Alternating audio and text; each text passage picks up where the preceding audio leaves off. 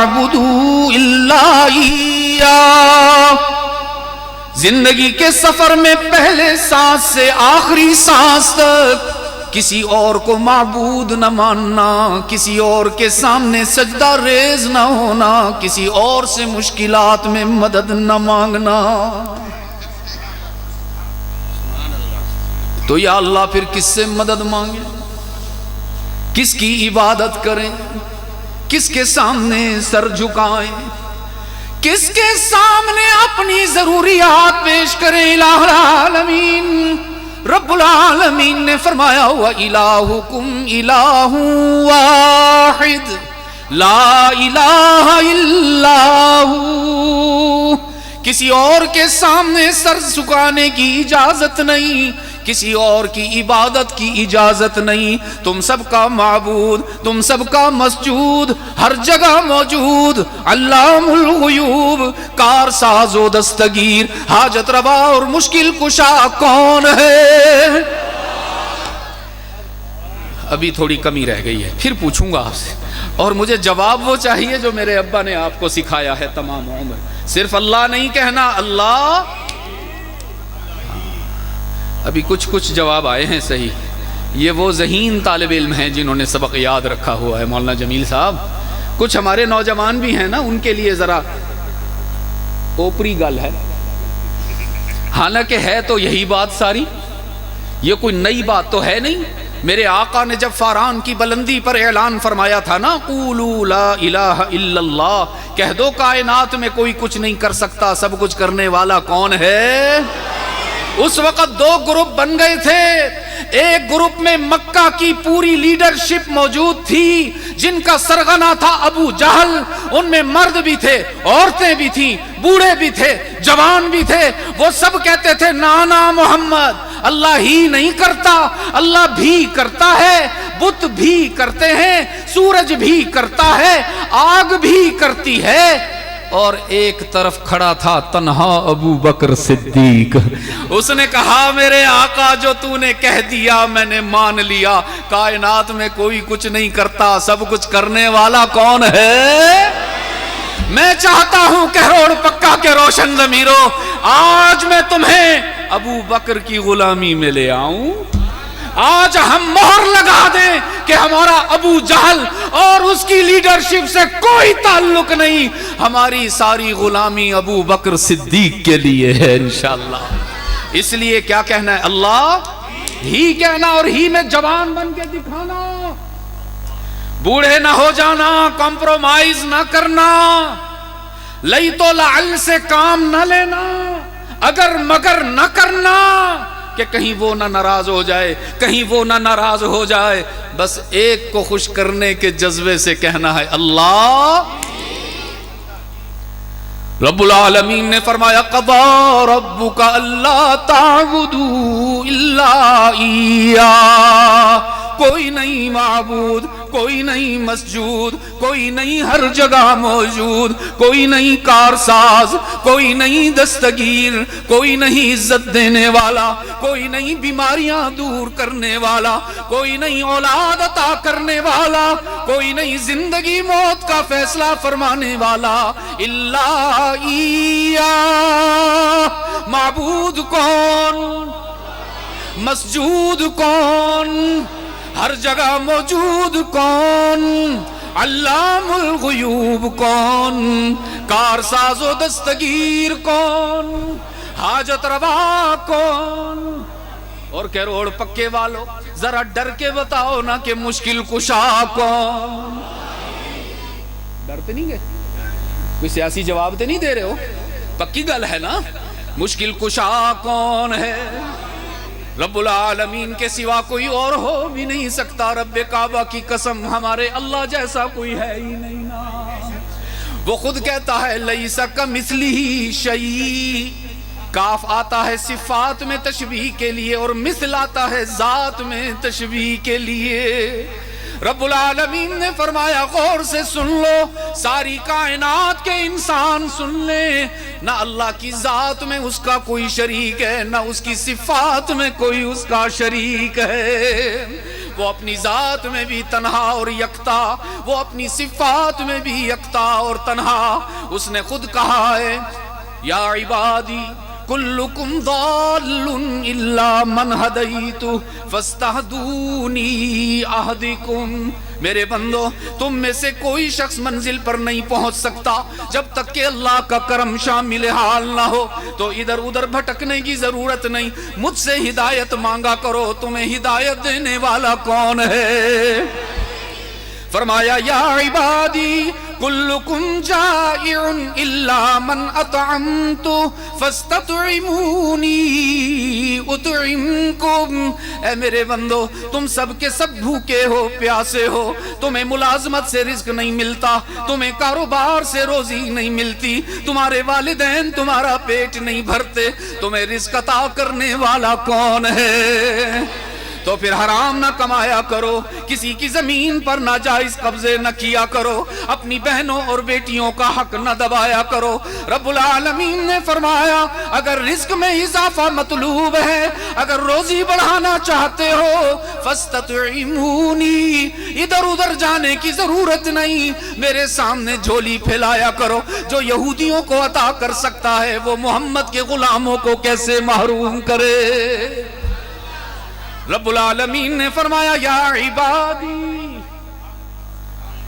عبادی انکم تخطئون باللیل والنہار وانا اغفر الذنوب جمیعا، بہت اچھی طرح جانتا ہوں تم میں کچھ گناہگار بھی ہیں، کچھ خطا کار بھی ہیں۔ رب العالمین نے فرمایا تم گناہ کرتے کرتے نہیں تھکتے ہو، میں معاف کرتے کرتے نہیں تھکتا ہوں۔ میرے اللہ جیسا کوئی ہے ہی نہیں عزیز دوستو، جس کا اعلان ہے ساری زندگی کے گناہ لے کر میرے در پہ آؤ، تمہیں تانا بھی نہیں دوں گا، معاف کر دوں گا۔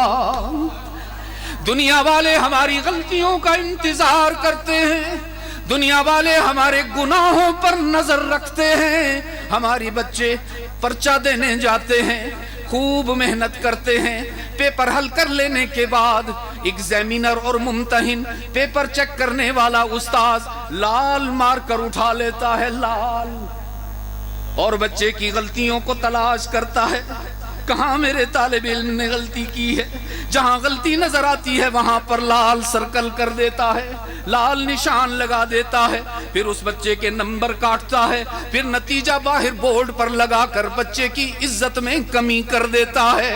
رب کعبہ کی قسم، دنیا والے ہماری غلطیوں کو تلاش کرتے ہیں اور اللہ ہماری نیکیوں کا انتظار کرتا ہے۔ دنیا والے کہتے ہیں تم سے کوئی غلطی ہو تو صحیح نہ، تم سے کوئی گناہ ہو تو صحیح نہ، آؤ نہ ہمارے پاس، تمہارے اگلے پچھلے حساب برابر کر کے دکھائیں گے۔ اور ہمارے رب کا اعلان ہے انکم تخطئون باللیل والنہار وانا اغفر الذنوب جمیعا، کوئی چھوٹی موٹی نیکی لے کر آؤ نا، تمہارے اگلے پچھلے گناہوں کو معاف کر کے دکھاؤں گا۔ ہمارے اللہ جیسا، رب کعبہ کی قسم ہمارے اللہ جیسا۔ رحمت عالم صلی اللہ علیہ وسلم کی مبارک حدیث یاد آ گئی، میرے آقا نے فرمایا اللہ حشر کے روز ایک گناہگار کو اپنے قریب بلائیں گے۔ کینکوں صحیح؟ کینکوں؟ عبادت گزار دی گال نہیں کی تھی حضرت نے، تہجد گزار دی گال نہیں کی تھی، روزے دار دی گال نہیں تھی دی پئی۔ رحمت عالم نے فرمایا اللہ ایک گناہگار کو اپنے قریب بلائیں گے، قریب قریب قریب، اور اتنا قریب حتی یضع کنفہ علیہ۔ اور قاری یعقوب صاحب یہ حدیث کا وہ جملہ ہے کہ دنیا کی کسی زبان میں اس کا ترجمہ نہیں ہو سکتا۔ بیٹھے ہیں علماء مفتیان کرام، تو میں اس کا ترجمہ آپ کو سمجھانے کے لیے پریکٹیکل ٹرانسلیشن کرتا ہوں، عملی ترجمہ، اگر آپ میری طرف دیکھیں گے تو سمجھ میں آئے گا۔ دیکھیں گے رومال جمال یہ دیکھو میرے والے۔ رحمت عالم نے فرمایا اللہ ایک گناہگار کو اپنے قریب بلائیں گے، حتی یضع کنفہ علیہ، قریب بلا کر ستاری کی بہت بڑی چادر سے اس کا چہرہ چھپائیں گے تاکہ کسی کو اس کا نام بھی پتہ نہ چلے، اس کی شکل بھی نظر نہ آئے۔ اللہ کی قسم دنیا میں ایسا معاف کرنے والا کوئی نہیں۔ اور کسی کو ہماری غلطی پتہ چل جائے وہ پورے محلے میں اعلان کرتا ہے۔ اور آج کل تو مولویوں پہ الزام ہی جھوٹے لگائے جاتے ہیں، اور اگر ہم سے کوئی غلطی ہو جائے تو جی وہ کیا بنتے ہیں آج کل، ویلاگ بننے شروع ہو جاتے ہیں جی۔ اور جاندا جی میں فلاں مولوی نوں، جاندا میں فلاں مفتی نوں، تانوں کی پتا ہو میں تانوں دساں۔ اور ادھر علام الغیوب رب اپنے گناہگار بندے کے چہرے کو لوگوں سے چھپا رہا ہے تاکہ اس کی بے عزتی نہ ہو جائے۔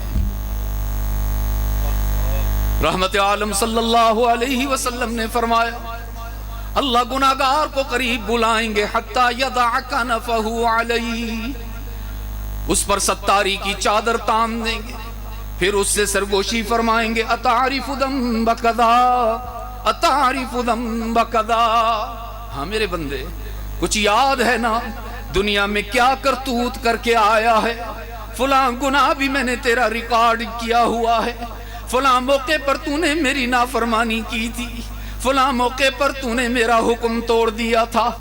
ساری زندگی کے گناہ اس کے سامنے رکھے جائیں گے۔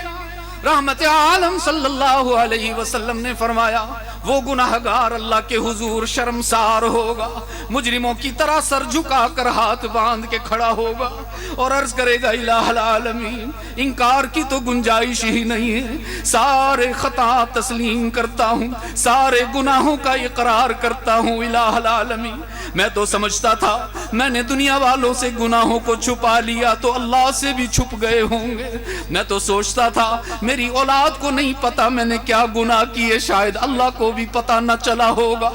رحمت عالم صلی اللہ علیہ وسلم نے فرمایا اپنے گناہگار بندے کو شرمندہ ہوتے دیکھ کر اللہ کی رحمت جوش میں آ جائے گی۔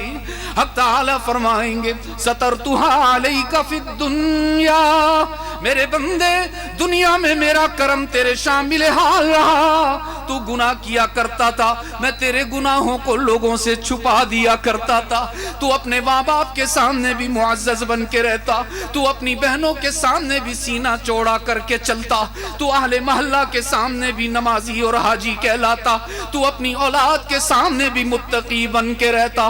رب العالمین فرمائیں گے دنیا میں میرا کرم تجھ پر شامل حال رہا، میں تیرے گناہوں کو لوگوں سے چھپاتا رہا، آج کیا سمجھتا ہے میں تیرے گناہوں کو آشکارا کر کے تجھے رسوا کر دوں، آج کیا سمجھتا ہے تیرے گناہوں پر تجھے جہنم میں بھیج کر تجھے ذلیل و رسوا کر دوں، نا میں کیا کروں، تیرے گناہوں کو دیکھوں یا اپنے محمد کی آہوں کو دیکھوں